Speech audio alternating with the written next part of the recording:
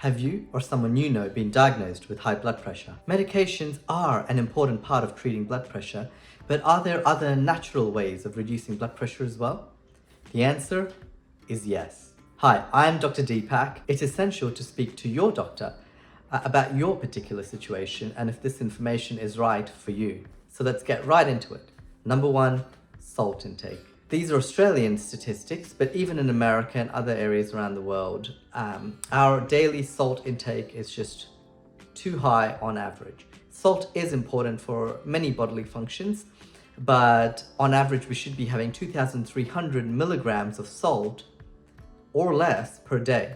That's about 1 teaspoon worth of salt a day, and even less, about 1,500 milligrams of salt if you have high blood pressure. Having a reduced salt intake in your diet reduces the blood pressure by about 2 to 8 millimeters of mercury. It may not seem like much, but every little bit counts. Number two, magnesium intake.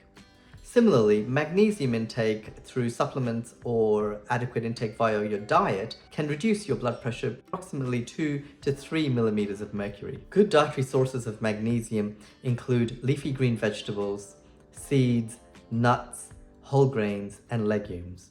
So some examples include spinach and kale, chickpeas, almonds, and lentils. Number three, potassium. So potassium is an essential mineral which plays a vital role in certain bodily functions, and studies have found that an adequate amount of potassium in your diet helps reduce blood pressure modestly. However, you have to be careful with, for example, potassium supplementation, because too much potassium, or especially if you have certain conditions, can lead to problems such as problems with the kidneys. So definitely talk to your doctor before any sort of potassium supplements. However, there are natural ways of increasing the potassium in your diet. Some of these include having more spinach, just leafy greens, lima beans, avocados, and beet greens. Number four is deep breathing. So surprisingly enough, deep breathing has been shown to reduce blood pressure by about 3 to 4 millimeters of mercury. And how this works is it activates your parasympathetic nervous system, which helps your body to relax, which can reduce your stress and anxiety levels and thereby decrease your blood pressure. Number five, exercise. So regular aerobic exercise, such as brisk walking, cycling, or jogging, can help reduce blood pressure by on average 5 to 7 millimeters of mercury when you're at rest. Weightlifting can help reduce blood pressure to a smaller degree. It is important to note that exercise can take some time for you to see significant changes in your blood pressure readings. And also, you need to maintain your exercise levels to maintain that reduction in blood pressure. But exercise is great for you anyway, so I definitely recommend it. Number six, sleep. Now this is one that I struggle with as well, but sleep deprivation or just poor sleep quality can affect your blood pressure. Poor sleep increases your body's stress response, increasing the level of cortisol and adrenaline in your body, and that can lead to higher blood pressure. Also, sleep disorders such as sleep apnea can lead to disturbed breathing overnight, which can lead to drops in your oxygen level and increases in your blood pressure.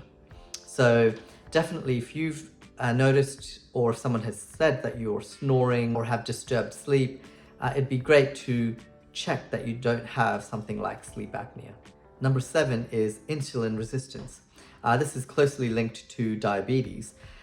Essentially, insulin is a hormone released by your body to help regulate the blood sugar levels. Some of your body cells can become less sensitive to insulin, thereby we call it insulin resistance. High insulin levels cause your blood vessels to constrict and can also lead to sodium and water retention, which then leads to high blood pressure.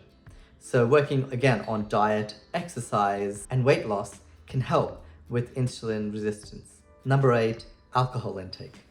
So one study found that reducing your alcohol intake from 4 drinks per day to 2 drinks per day reduced your blood pressure on average by 2 to 4 millimeters of mercury. These are just some ways, and you might have noticed that some of these were modest improvements in blood pressure. But if you add up a few of these and you maintain, a really balanced, healthy diet, regular exercise, good sleep, you might actually help reduce your blood pressure by a significant amount. But it is important to discuss all of this with your doctor because sometimes medications really are the best answer. I hope you found that useful and join me next time for some more health-related videos.